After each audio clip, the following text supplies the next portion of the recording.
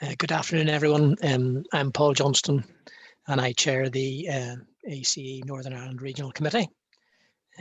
You're very welcome to this Insight webinar organised by our committee on the DFI's Living with Water programme. We'll just wait for a wee while until we get the numbers up to roughly what we are expecting. So I think we'll maybe start at 2 or 3 minutes past 12.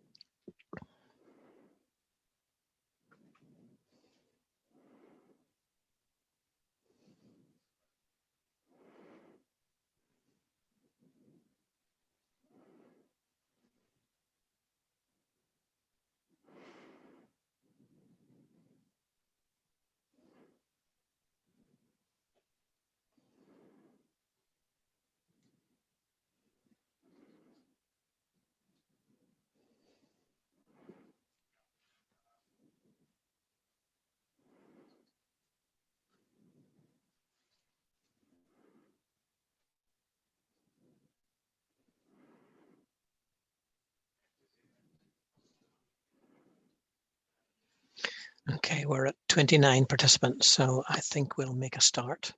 As I said, welcome to our Insight webinar on the DFI's Living with Water programme. I'm really delighted to welcome Paddy Brow this afternoon.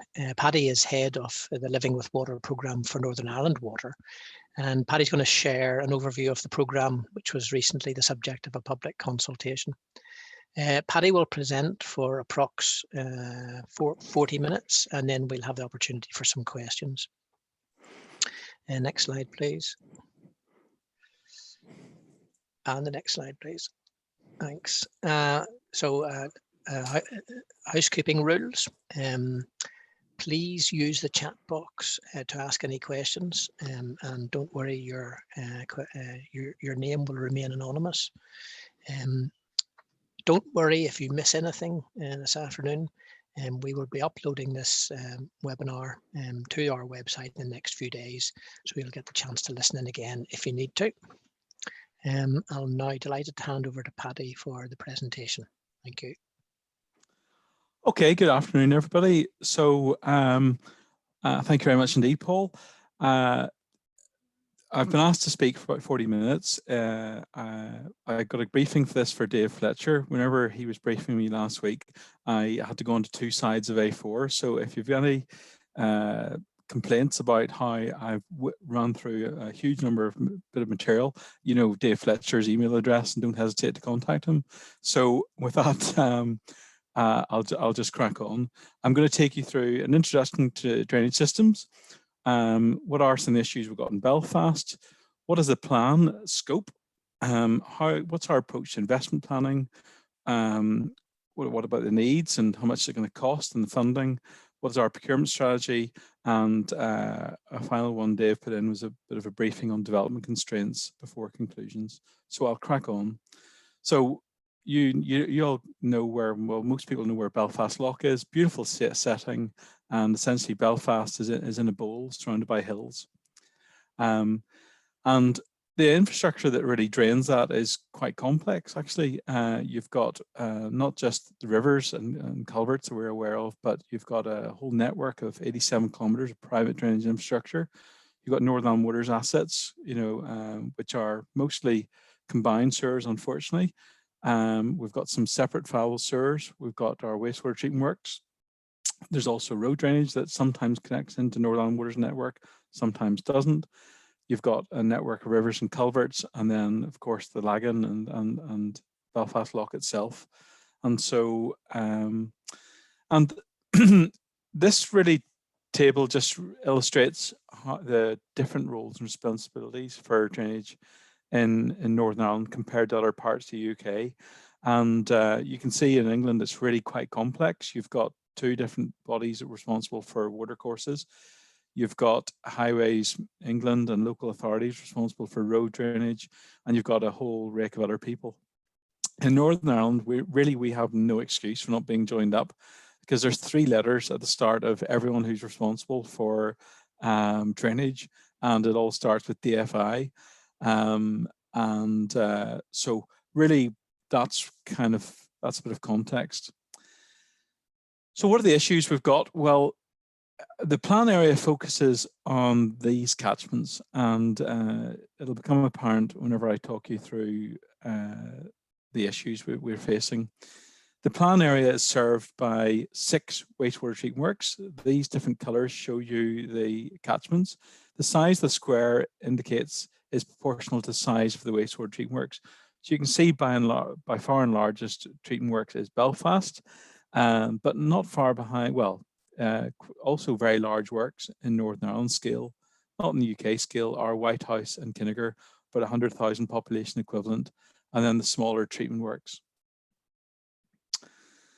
So the first, we always say with regards to Living with Water programme, there's 3 drivers: protect, enhance and grow. Protect relates to flooding, so we want to protect against all types of flooding. The photograph in the top left shows how due to tidal surge, we very nearly overtopped lots of the sea defences around the coast and in the harbour. The photograph in the top right shows you out of sewer flooding, and the photograph in the bottom left shows you surface water flooding, where water just couldn't get into the drainage systems or water course, and it just flooded a surface area. So we want to protect against all types of flooding.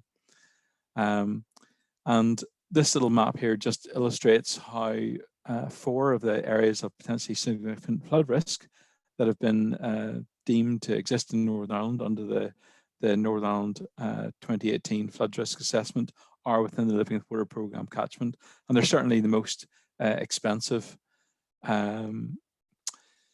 We want to enhance the environment because our water environment is not in a great shape.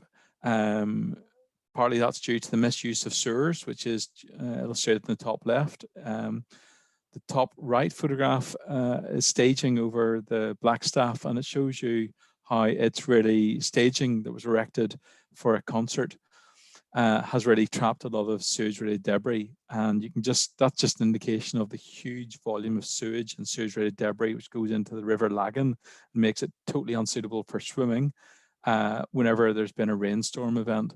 The photograph in the bottom left is just a tragedy. It just shows you that in Belfast, a lot of our water courses are used as dumps, and they really have the potential to be beautiful community assets. That's something that we want to try and help happen. Yet alone the water quality. Now, Belfast Lough has got 3 designated bathing waters, which are all fine because dilution and dispersion and UV light does a great job of destroying bacteria, I'm glad to say. So those bathing waters are fine to go and swim in.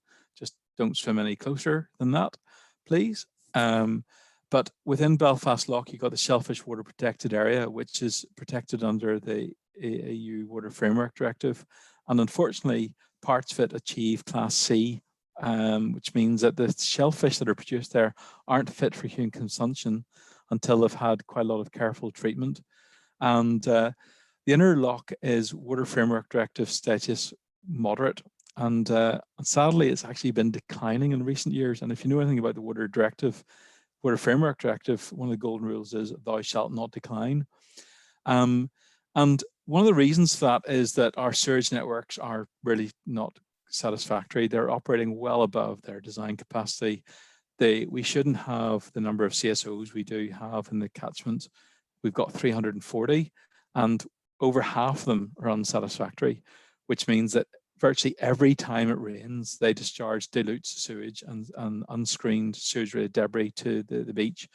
And the document that we put out for consultation illustrated that at one beach there was 100 tons of sewage-related debris, which is plastic, which has come out of sewers, which has ended up in the beach. Now, none of that should be getting flushed in the toilet. It should be getting bagged and binned, but because people misuse sewers. But if it does get into the sewer, it shouldn't be getting out. We should have the screens and equipment to try and keep that in, and we don't. And so that's that photograph shows a member of DFI holding up sewage-related debris on the White House shore. So that's not good. Sorry. And we need to facilitate, economic growth. This map is the consultation map that went out to show the areas where we have insufficient wastewater capacity and we're returning negative responses. Sadly, after this consultation, the largest yellow area there, which is Belfast, actually moved from yellow to red. So we're out of capacity across all of the areas. And that's a real issue for us as we need to, grow economically and allow planning permission. I'll say more about that towards the end. One of the connections, why can we just not let uncontrolled development? Well, frankly, there's lots of locations in Belfast where we know that there is out of sewer flooding that affects outside the properties, and these people are standing there because their house has not been flooded internally. But very quickly, external flooding from out of sewer flooding from sewers can become internal property flooding, and that is really distressing. And if you've ever visited the house of someone whose house has been flooded with sewage, you will not want to do that again. It's very distressing to watch, and we really do not want that to happen. So we now know where properties will flood if we allow connections upstream. So we've got to be very, very careful about allowing connections upstream. And a combined overflow that was maybe coping becomes unsatisfactory. That's one of the overflows. That's the biggest overflow in Belfast, Sydenham Wastewater Pumping Station. We know that discharges every single time it rains, and it goes straight into Belfast Harbour, which is really not great. So facilitating economic growth is also a big issue. That's Belfast Wastewater Treatment Works, became operational over 20 years ago. It's now operating at about 90 miles an hour whenever it's designed to run at 70 miles an hour. It's so overloaded we can't maintain parts of it. It's operating at over 140% over design capacity. So what is the plan scope? Well, we've got to do two things. We've delivered a plan for Belfast to protect, enhance and grow. I've explained what those means. We've also got to prepare a guide so we can apply the principles in other parts of Northern Ireland. And so we defined the scope of this in 2015. I was seconded into the Department for Infrastructure for 2 years to set up the Living with Water programme. And after that, I returned to Northern Water to lead our parts of that. And this is the governance. We're a Northern Ireland Executive Programme that we report is being led by the DFI. So we, of course, report to the DFI Minister. The SRO is the Deputy Secretary. And if you look at the Living with Water Programme Board, we call all the people there the partners. So there's the DFI Infrastructure itself. It's got a Living with Water Programme division, which lead the programme with the Programme Management Office. You've got DEFRA, the utility regulator, DERA, didn't mean DEFRA, NIEA, you've got ourselves, DFI Roads, DFI Rivers, and Belfast City Council, which is great. And so we're committed to taking a catchment-based approach where we don't just look at anyone's individual responsibilities in isolation. We look at them together in a very joined-up approach. So what is our approach to investment planning? Well, this diagram is key. So you've got at the top, the EU Water Framework Directive says, have a joined up holistic approach to water quality. And then you've got the EU Floods Directive, which pretty much says the same thing, but for water quantity, which is flooding. And so what is our response to that? Well, we think we're UK leading in the way that we have tried to join this up. And certainly the approaches we've been working on, we've learned a lot from other water companies like Welsh Water and Scottish Water, but we've also shared a lot back with them, and which has been great. We're very privileged to work in an industry where people share information and share approaches. The first thing we're doing is we're doing integrated environmental modelling, where we are paying and funding that. And that's where we look at all the sources of pollution, what is our share of the pollution, and how are we going to fix it. Then we do integrated drainage modelling, which is how does a raindrop get from anywhere it falls in Belfast, how does it get to the sea so it doesn't cause flooding? And then we're doing Northern Water's conventional drainage area planning in between. The output of all of that through optioneering is then informs catchment delivery plans, which set out how are we as partners going to solve the needs that we have in the catchment. And then those inform the various project appraisals and business cases. And I'm going to talk you through each of those in a little bit more detail now. So the drainage area plans, good news is most of these at least been done by Atkins. They've been doing a great job. There's 3 stages for a drainage area plan. There's the model build verification, then there's your needs report, and then you come up with what are your options. And you can see that some of the results are in, if you like the Eurovision Song Contest. The result, at Carrickfergus, we've got 10 unsatisfactory, one of which is amber, but most of them are red status. Green Island, it's 3-3, Whitehouse 6-17, Sea Hill, you can see there 5-17, Kinniger is 32-38. But the results of the Big E, Belfast, are not yet in, but we're not expecting it to be a pretty picture either. Now, what is integrated environmental modelling? Well, that's the modelling we're doing to understand the water quality. And it's very important for us as a water company because it informs our future discharge standards. It tells us what storm tank sizes we need to build. It helps inform our outfalls. It helps inform other diffuse pollution reduction measures. And it informs the marine license applications that we will need to submit. So we recognize at the start, the last thing we needed to do in that was pull a rabbit out of the hat and go, da-da, to the Environment Agency, what do you think? Because we know the results wouldn't go down well. So right from the start, they've been part of setting up the scoping. Who are we going to award this to? What's the scope? What's the specification, etc. And they're on the steering group for that, which consists of Northern Water, DFI, the utility regulator, the Environment Agency, and DERA. And so they've been steering this work since 2015.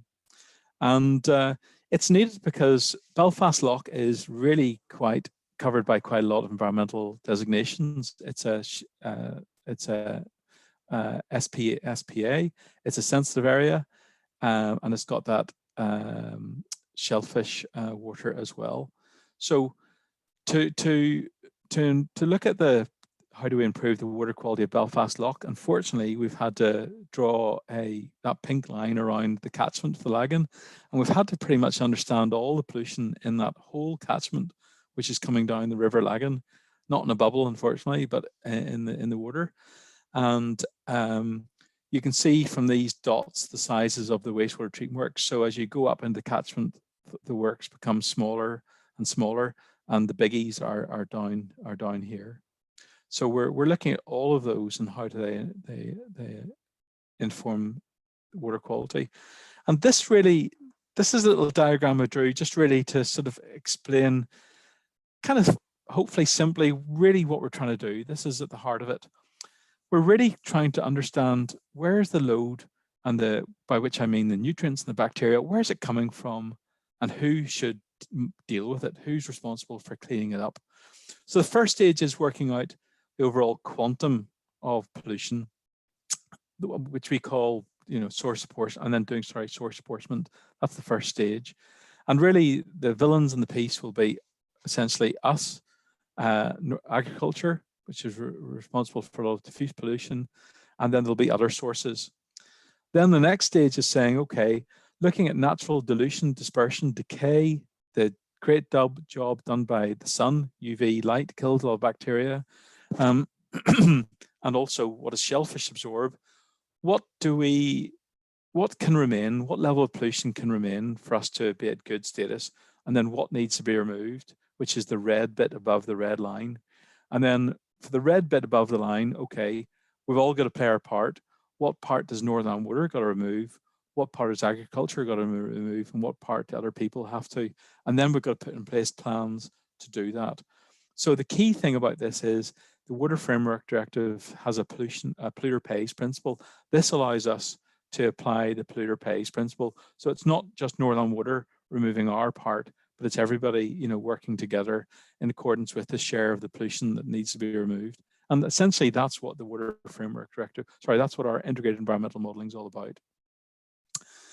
It's quite complicated. We've got our drainage area plan models that I talked about. We've had to build a soil water agriculture, sort of like a SWOT model here to understand how does that all interface and what pollution is coming from agriculture. We've got our hydrodynamic model of Belfast Loch.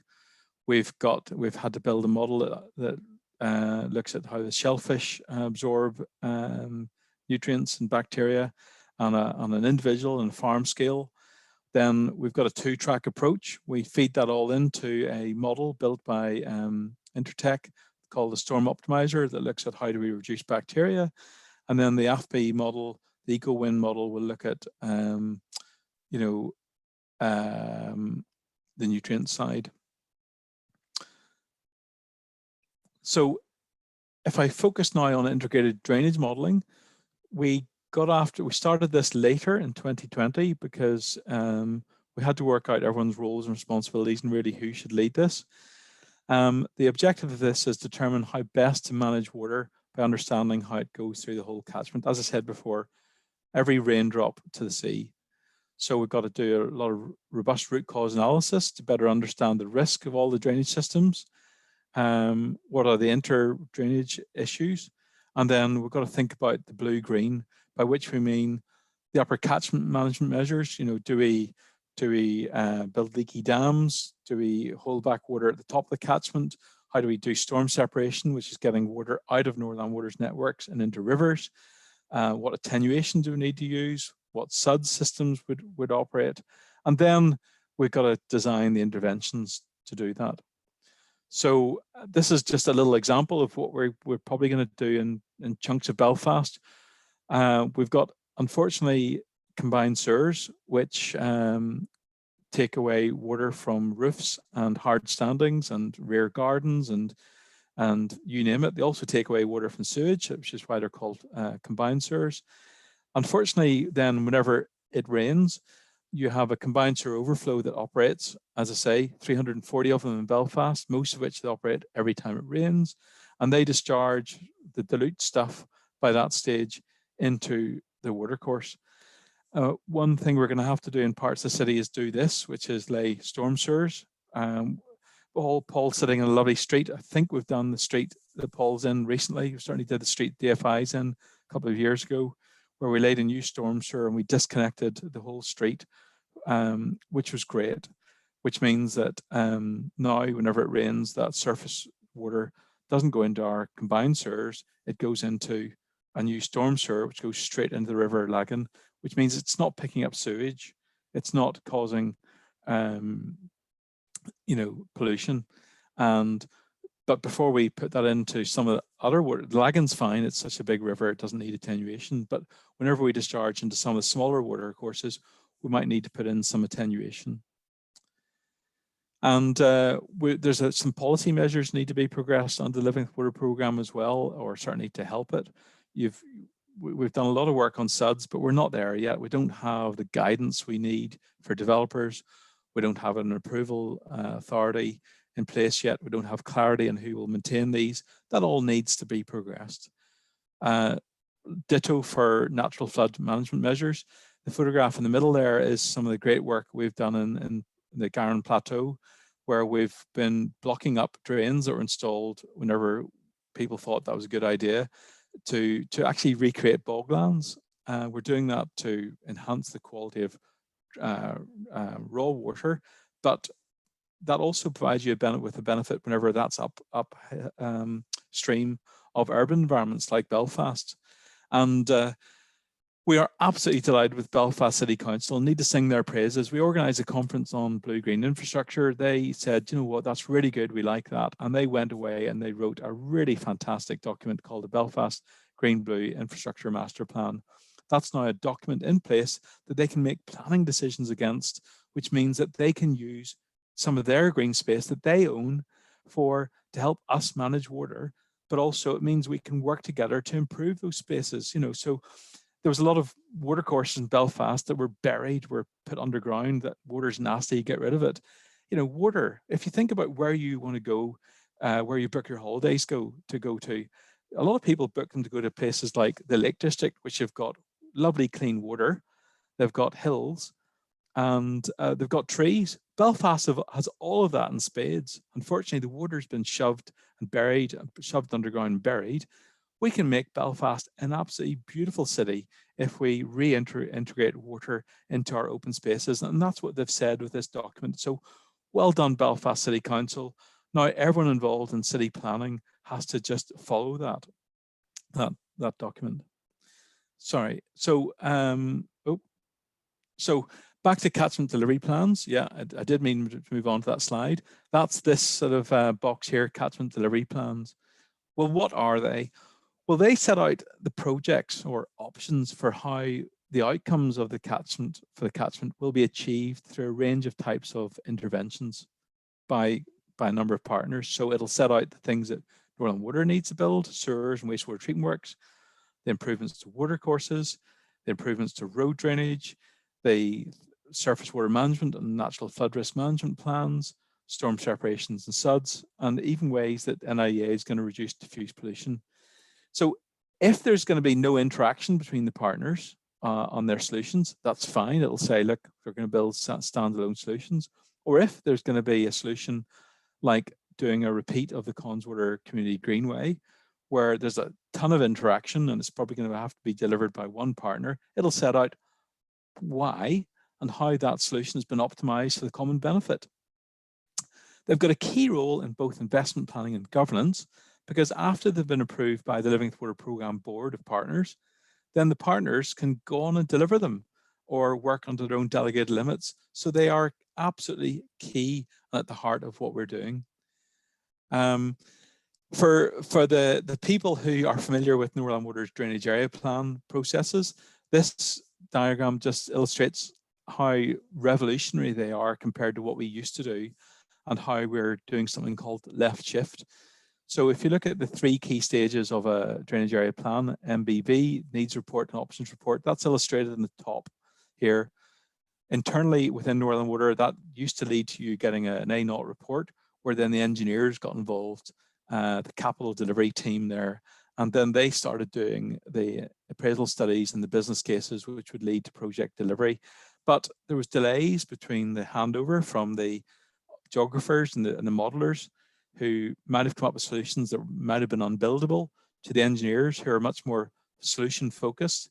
And often that handover was a bit messy. We're not doing that under the Living with Water Programme. We've ripped up the rule book and we're saying that's been replaced by catchment delivery plans, where we understand the needs of drainage area plans.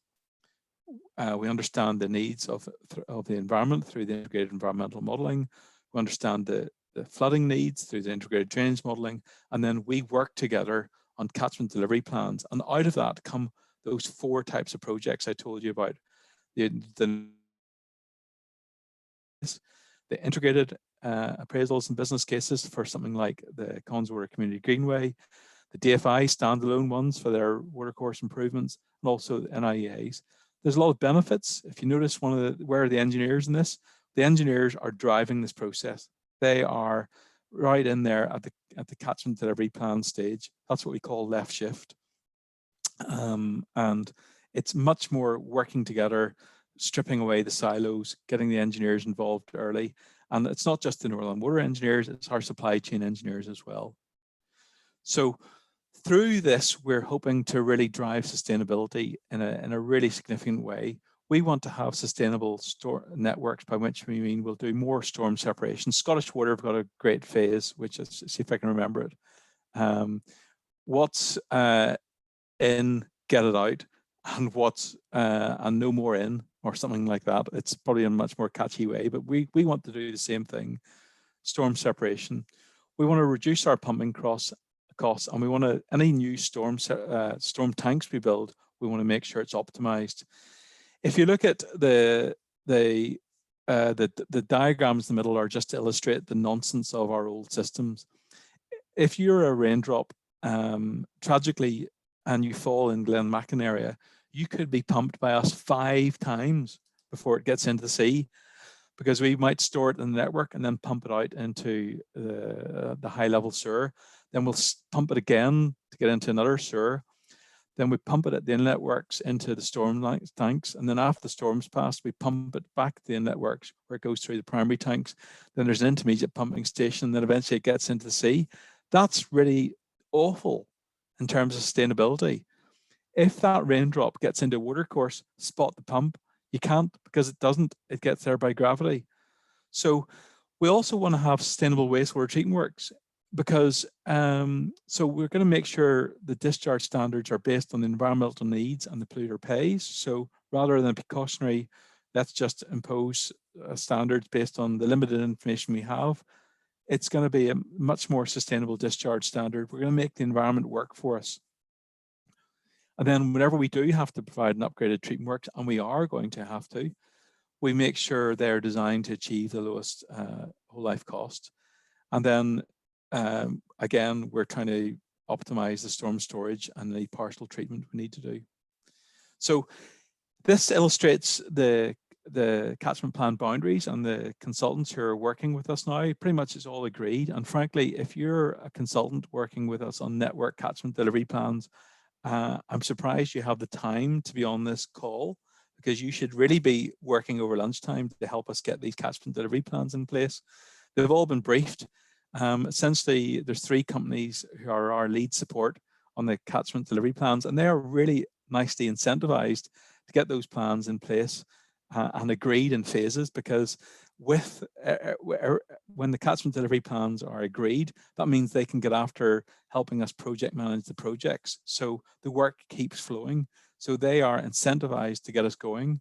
Our wastewater treatment works partners are in place to do our appraisals. The drainage area plans consultants have been working away for years now, and the integrated drainage modelling will be allocated to AECOM Ratkins on a catchment by catchment basis as we work through it. And they've been doing a good job in that so far. So our consultant support is in place, and there's going to be 9 catchment delivery plans if you include the one in the middle for the wastewater treatment works master plan. So back on one of the slides, you might have noticed I said that there was 4 types of projects came out of catchment delivery plans, one of which was integrated. For us to be able to progress an integrated project like the Conswater Community Greenway, we needed to have a template.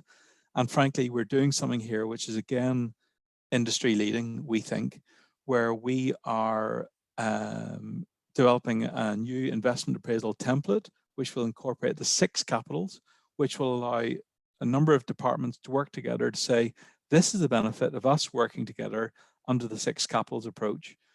Northern Water will probably go on to use this for all of our PC27 business plan, and other departments will probably go on to apply this template and the principles within it for other shared schemes. So the team which is leading development of this includes economists from a number of departments, which is great. So watch this space. So in terms of investment needs and funding, well, we haven't got all the catchment delivery plans developed yet. So we needed to come up with what we call a straw man solution to inform our cost estimates, which we think is pretty much there or thereabouts. It's certainly helping us to get the costs into the right ballpark. And this is it. I'm not going to talk through it in too much detail, but it's got a bit of network transfers to transfer what was part of one treatment works catchment to another one. And it's got a lot of upgrades to processes. We certainly need to spend a lot of money on outfalls. And so that's been costed. And that was what we pretty much use in the consultation document. Really, the consultation document set out the investment planning approach and really how we're going to work together on the detail. The public consultations closed. We provided 27 presentations to a range of stakeholders. Lots of responses, overwhelmingly positive.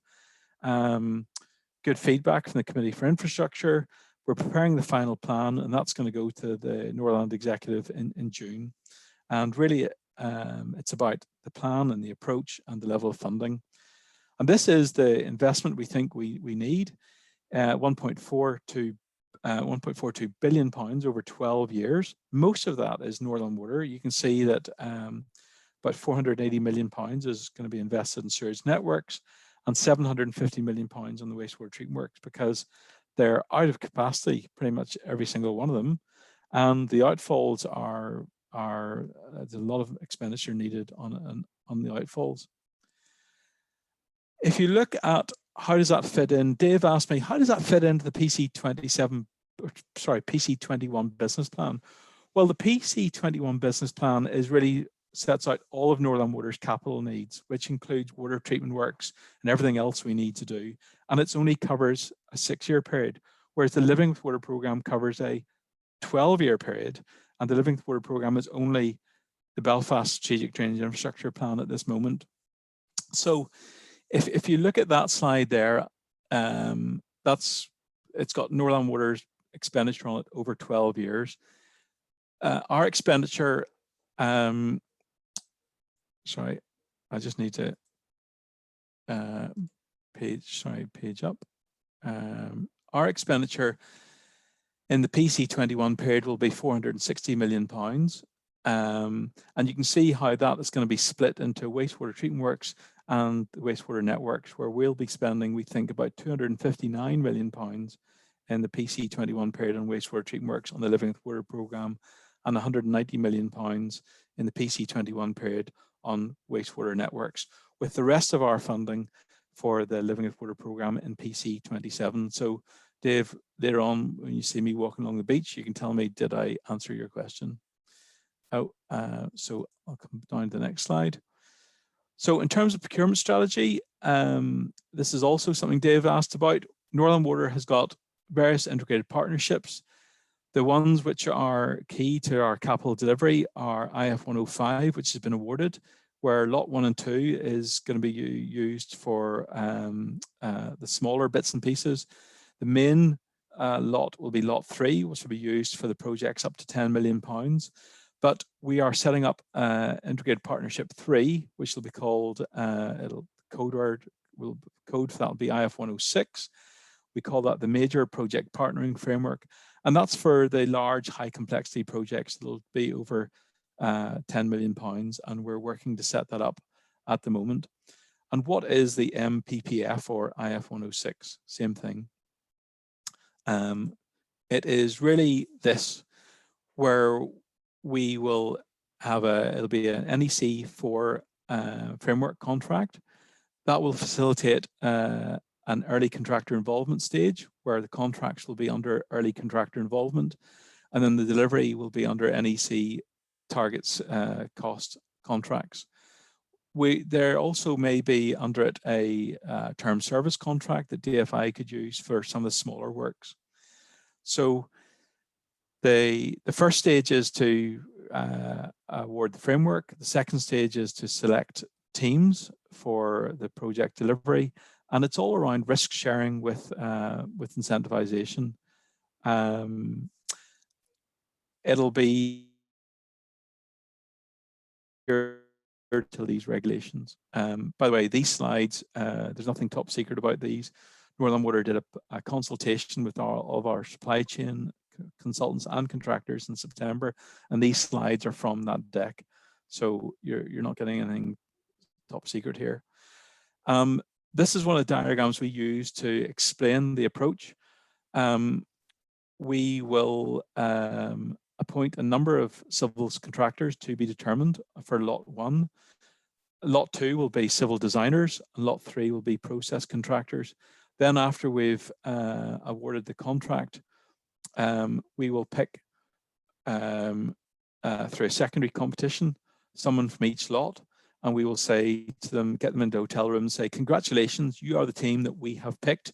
You've each won your individual lots. So they're not picking themselves, we are picking them. We take them to a hotel, we get them to do some team building, and we say to them, okay, you lucky lot have got the opportunity to deliver. You're all equal partners. None of you are working for each other. You will all have your individual contracts with us. We want you to work together, please, to develop your target cost. Now, they could come back to us after 3 months and say, we really do not want to work together. We just cannot get on. Or they might say, we really want to work together. We're getting on like house and fire, because that's the principles in which you procured us, that we would get on like house and fire. Here's our target cost. If we agree it, then we say, great, thank you. Here's your option C, NEC contract, now get on with the delivery. They have a shared target cost where they're all jointly incentivized. So in the past, you might have had a design build contract where the contractors walked away with a lot of profits, but their supply chain have been are left wounded. That won't happen. They will every partner will either win together or lose together, because it's a combined shared target cost. Also, it means that everyone has an equal voice. You won't have any one partner at the teams, at the team meetings with the client dominating the conversation, because everyone will have a voice. And that's it's not novel to the water industry, because this is really the approach that Welsh Water have been following for years. This slide just illustrates that again. You've got for a big treatment works, you've got civil contractor, civils designer, process contractor, all working together to give us a combined target cost. So we went out with the PIN notice in January. We are about to go out for the PQQ stage. A little slight delay on that, but the documents are being checked through by our lawyers, and we're hoping to award the framework in March 2022, so we can start our first secondary competition in May 2022, and which will probably be for Belfast Treatment Works, Kinnegad Treatment Works, and there'll be a lot together for Whitehouse, Green Island, and Carrickfergus Treatment Works will be another contract. So development constraints, again, this is something Dave's asked about. That's unfortunately the map of Belfast, showing it's kind of all out of capacity. And the earliest that some of this will go back to green will be 2023, but it'll be 7 years before most of it can and more. So what are we doing to mitigate this? Well, we've set out the need for this to be funded. We're getting our final determination today, and I think I've heard that we've got just over £2 billion for the 6-year period, which is fantastic.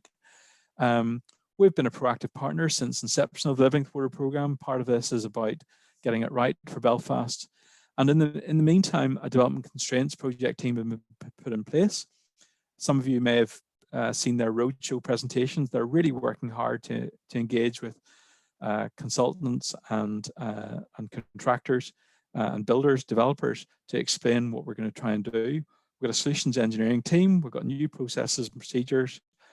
We've got new responses to planning requests, and we are seeking to have direct and early engagement with developers, agents, and designers. And I think they're doing a great piece of work. If you need any more information on that, contact Gary Kern, but I'm sure you know his name well already because he's working hard on this. We have said that we will provide new connections to development that's got valid planning permission.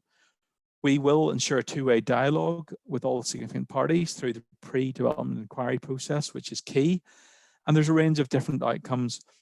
If PD is not utilised, so the pre-development inquiry process, our recommendation will be simply to refuse planning, with the offer that people come back and explore options with us.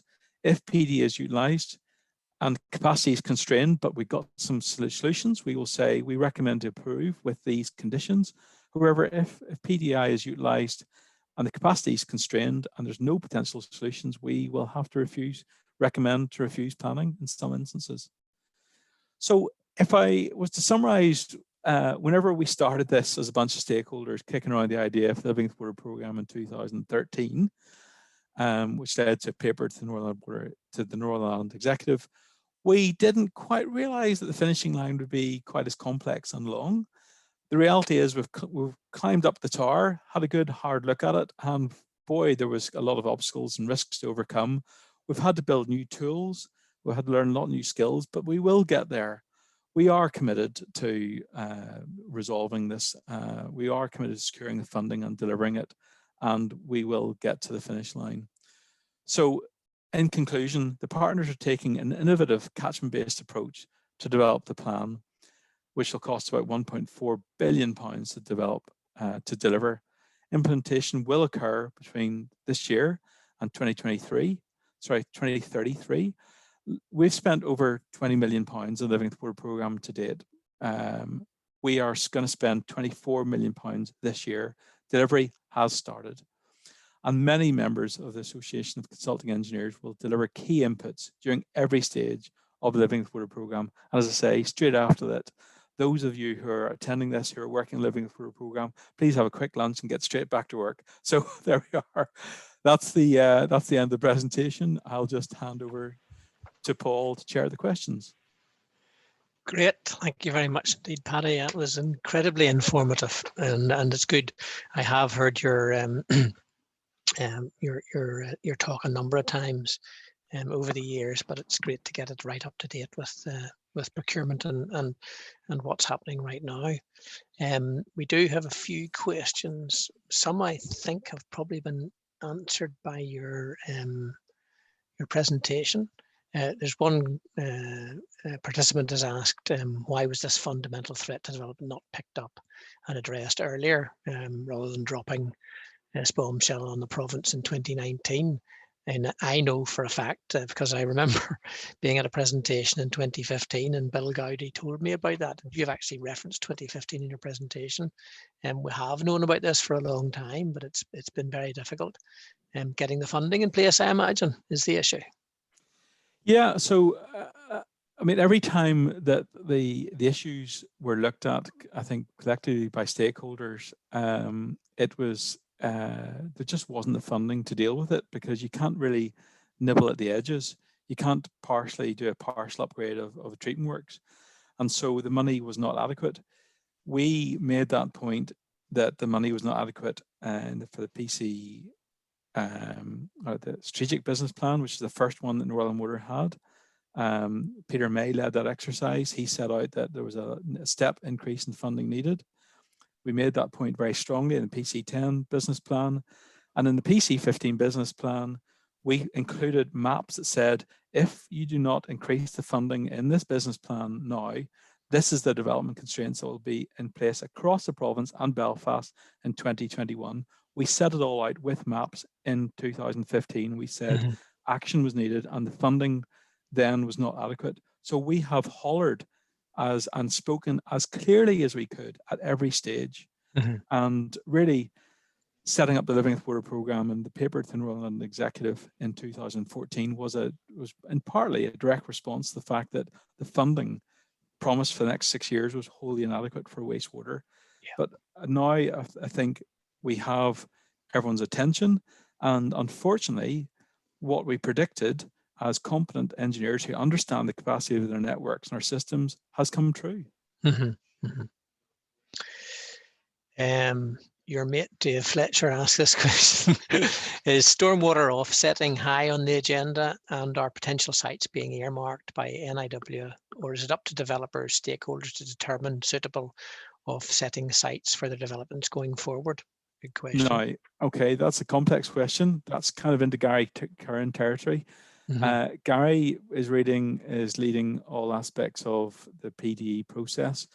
I can just talk about what we're doing in terms of investment planning. We are trying to put in stormwater separation as an early part of the program, so that we can unlock capacity in parts of Belfast as soon as possible.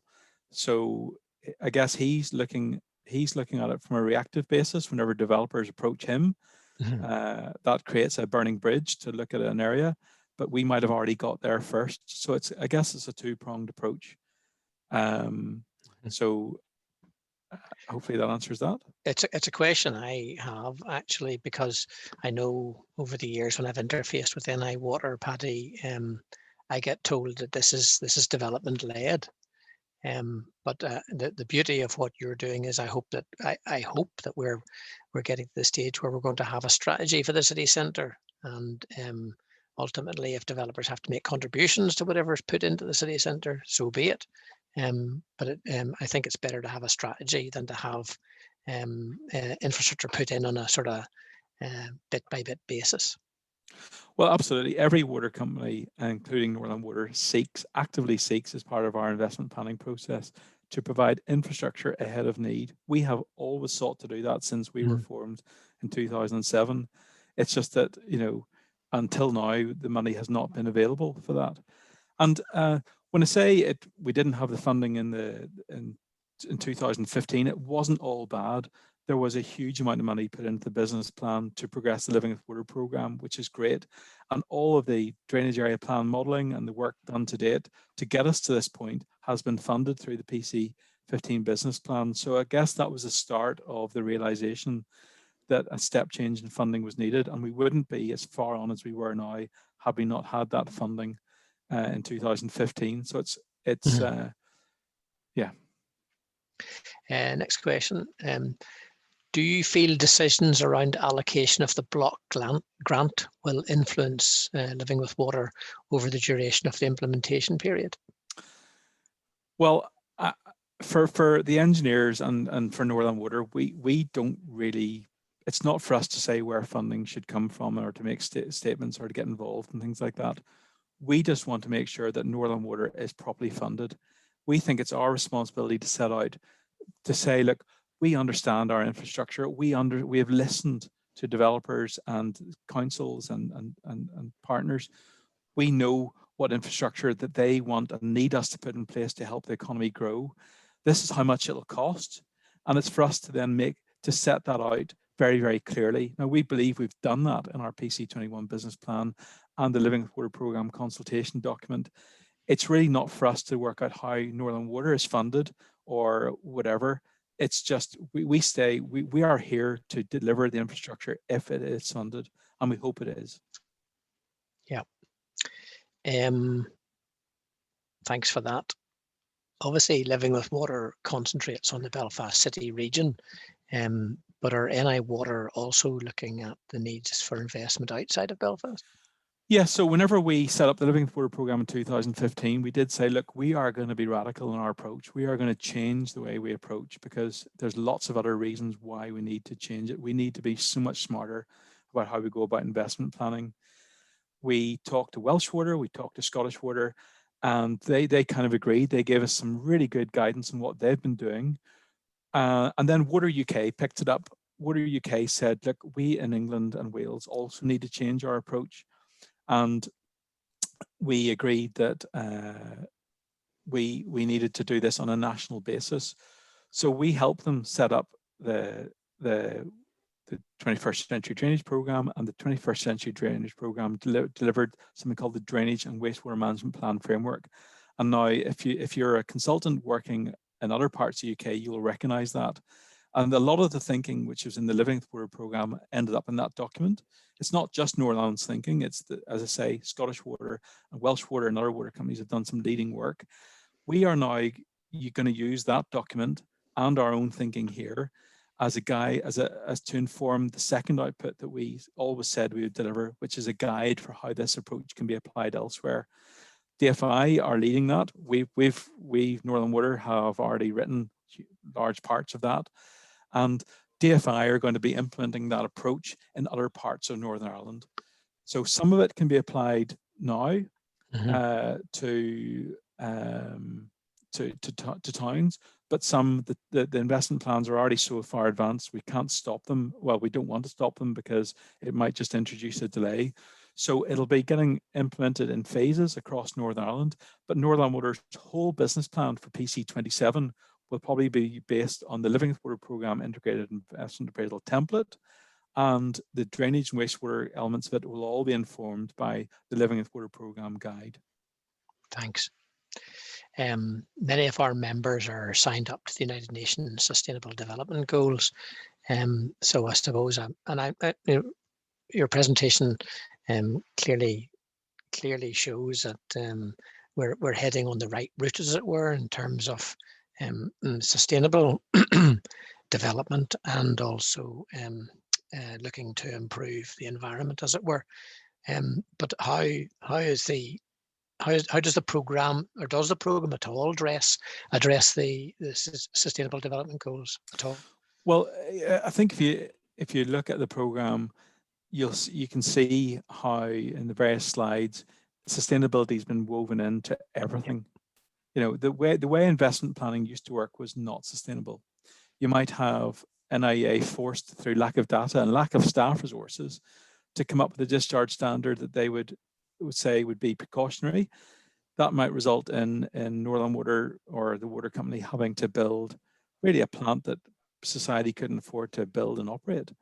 We're not doing that. We are looking at the catchments holistically in terms of water quantity, water quality, in accordance with the directives. We're doing all the modelling, and we're committed to coming up with the most sustainable solutions. Sometimes it won't be economic to do storm separation. We're just going to have to live with our combined networks. But there's a lot of other things we're doing. You know, at 2 Living with Water programme sites, we've already got, as you know, Paul, hydrogen demonstrator plants that are getting built to convert surplus electricity available at night into hydrogen and oxygen. We're going to put the oxygen through our wastewater treatment works to reduce our operating costs. We're going to hopefully compress and use the hydrogen for vehicle refueling. We have got a huge number of solar panels across Northern Water already. Every single Living with Water programme site is going to be clobbered with them. The sites, the processes we use, we hope, will all use a lot less energy than the old processes. And we've got a big focus to reduce pumping by, you know, if you go to some of our works, it's a tragedy. They've all got intermediate pumping. We don't want to do that. So it's really at the heart of everything we do, you know, looking after and managing the catchment sustainably. But it's not just, the key point here is it's not just Northern Water, it's everyone working together as partners. Yeah. Really. Yeah. Terrific. I think we're nearly out of time, and we're certainly out of questions from some of the participants, Paddy. So I'd like to thank everyone for joining us today, and I hope you found it interesting. I certainly did. Thanks to Paddy, sincerely, for giving of your time, and it's great to get such a good update on the programme. And I certainly wish you well in securing the funding that you need going forward. Looking forward to the next webinar, and thank you very much, everyone. Cheers. Thank you.